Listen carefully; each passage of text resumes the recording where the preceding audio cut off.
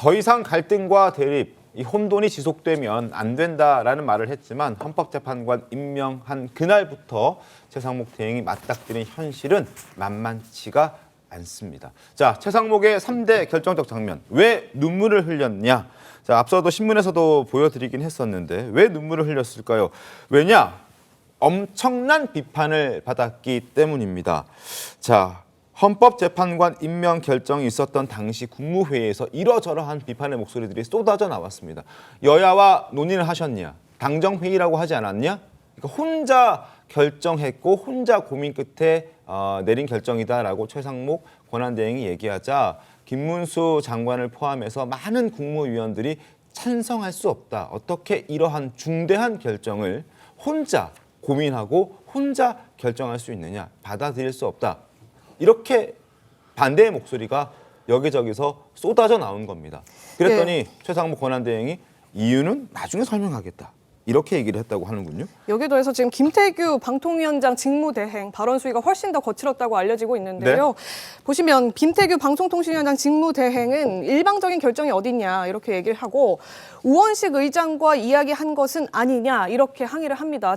국무회의 직전에 최상목 대행이 우원식 국회의장과 면담한 사실이 있었기 때문에 이 당시 이 자리에서 비공개적으로 약속을 한 것 아니냐 이렇게 의혹을 제기했고 최상목 대행은 이에 대해서 전혀 사실이 아니다. 월권 인정한다.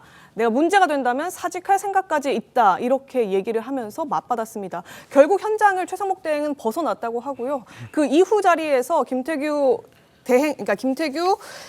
직무대행은 더 큰 항의를 한 이후에 사직서까지 제출했다. 이런 사실도 같이 알려지고 있습니다. 지금 이 눈시울을 붉혔다. 최상목 권한대행이 이 사실을 공표하면서 눈시울까지 붉혔다고 하거든요. 정광대 대변인님. 최상목 대통령 권한대행이 사실 직업 공무원 출신입니다. 행정고시를 통과했고 박근혜 정부 시절에는 옆에 계신 김최고님과 전 출입기자로 인연을 맺었습니다만 오랫동안 그 최상목 권한대행을 지켜본 바에 의하면 사실 어떤 정치적 결단을 내릴 수 있는 훈련을 했던 분은 아니죠. 관료 출신. 관료 출신이고 그 직업 관료로는 대단히 유능했기 때문에 기획재정부 내에서도 승승장구했고 지금의 경제부총리 자리까지 올랐지만 이게 정말 그 국민적 난국을 해소하는데 어떤 게 최선의 방안인가에 대한 결정을 온전히 스스로 하기에는 그런 그 훈련이 좀 부족했었지 않았나라는 생각을 할 수밖에 없는 거죠. 또 당시의 상황이 최상목 권한대행의 결정에 대해서 굉장히 그 걱정하고 비판하는 사람이 많았고 제가 알기로는 조태열 외교부 장관만이 다른 대안이 없으니 최 권한대행의 의견을 존중해줘야 하는 것 아니냐라고 의견을 전했다고 하는데 지난번 계엄을 선포할 때도 인상적이었었던 건 전 최상목 당시 경제부총리와 조태열 외교부 장관만 굉장히 그 큰 목소리로 반대 의견을 냈었다는 거잖아요.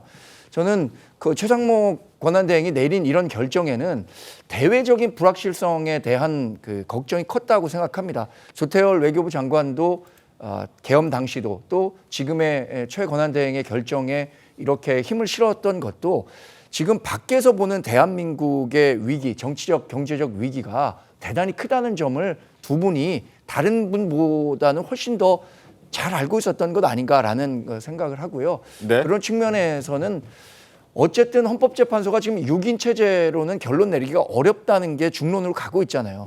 그렇다면 최소한 8명은 구성해 주는 게 좋겠다는 그런 그 결정을 내린 것에 대해서 우리 당도 이제 사후적으로 이걸 어쩔 수 있는 상황이 아니거든요.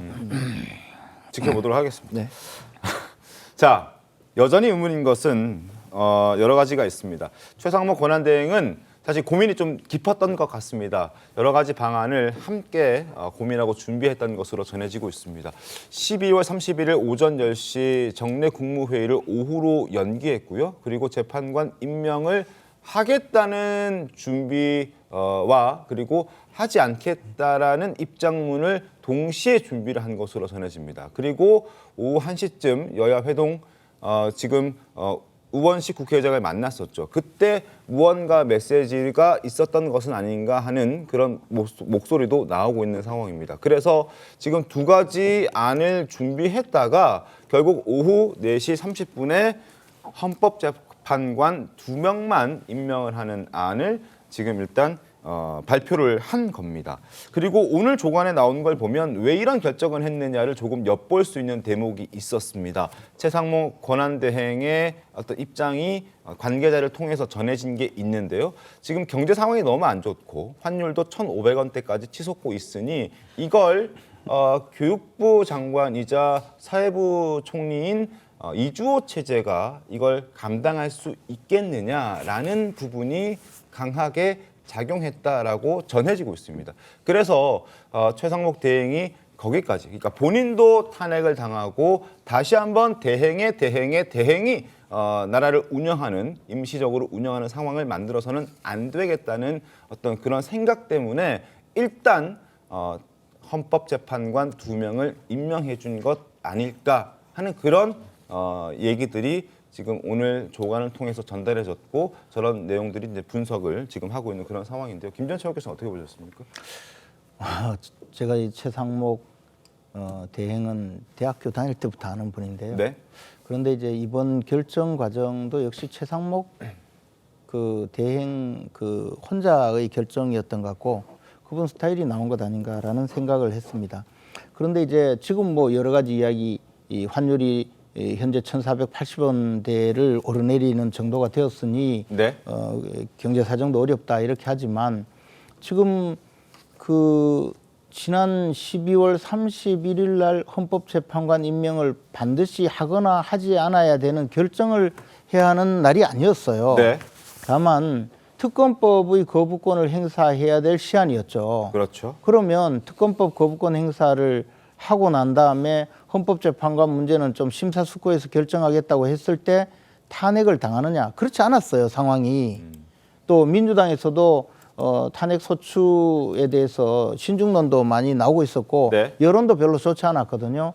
그런 상태에서 최상목 대행이 적어도 스스로가 이런 생각을 하고 있다면 자신을 보좌하고 있는 대통령 비서실 또 국무회의라는 건 국무위원들까지 협의를 하는 거잖아요. 최상목 대행은 정치적으로 어떤 경험을 해본 적이 없는 분이에요. 그러면 이 사안에 대해서 나라 경제가 이만큼 어렵다. 그러니까 불확실성을 해소하려면 이 정도 해야 되지 않느냐고 많은 분들한테 최소한 상의를 하고 의견을 구했어야 돼요. 그러면 지금 이와 같은 정부 전체가 무너지는 정도의 그런 사태는 오히려 오지 않았을 겁니다. 네. 스스로는 대외 신인도 무슨 이야기를 했지만 지금 대통령 비서실의 보좌진들이 전부 사퇴를 선언한 판이면 기재부 장관실에 있는 직원은 뭐 정부적으로 보좌받을 수 있는 사람 한둘 뿐일 거예요. 국정을 어떻게 수행합니까? 그리고 국무위원들이 지금 대다수가 부정적으로 생각을 하고 있는데 이러면 대외 신인도고 뭐고 당장 자신이 그 직무를 수행할 수가 있겠습니까? 지금 대통령 권한 대행이기 때문에 국군 통수권자이고 대외적으로 대한민국을 대표해야 되고 그리고 지금 산적해 있는 현재 그 당장 무안공항에서 벌어진 이 제주항공 참사 문제도 해결을 해야 되고 여러 가지가 있는데 누구 보좌를 받을 겁니까? 그러면 이런 결정을 했을 때 어떤 일이 벌어질지에 대해서 한 번쯤은 정무적으로 판단을 했어야 되거든요. 네. 저는 최상목 대행이 헌법재판관을 임명한 것 자체가 잘못되었다, 잘 되었다 이 논란을 벌이려고 하는 것이 아니고 네. 적어도 이런 결정을 하려면 최소한 정무적인 판단을 구했어야 된다는 거죠. 소통을 더 했었어야 이것은 된다는 거죠. 대통령께서 일부 군인들과 협의해서 비상계엄을 선포한 것보다 더 잘못된 일이라고 저는 생각합니다. 당장에 최상목 대행이라는 행정권 수반이 아무런 지금 국정의 수행을 할 수 없는 지경으로 스스로 들어가 버렸어요. 그리고 그날 12월 31일 날 헌법재판관을 반드시 임명해야 될 날짜가 아니었다는 거죠. 네. 알겠습니다. 그런 문제를 생각하지 못하고 또 혼자서 결정을 내놓고 눈시울 붉히면 뭐합니까? 지금은 이 해결이 잘 안 되는 상황이 돼버렸죠. 저는 참으로 안타까운 상황이 벌어졌다고 봅니다.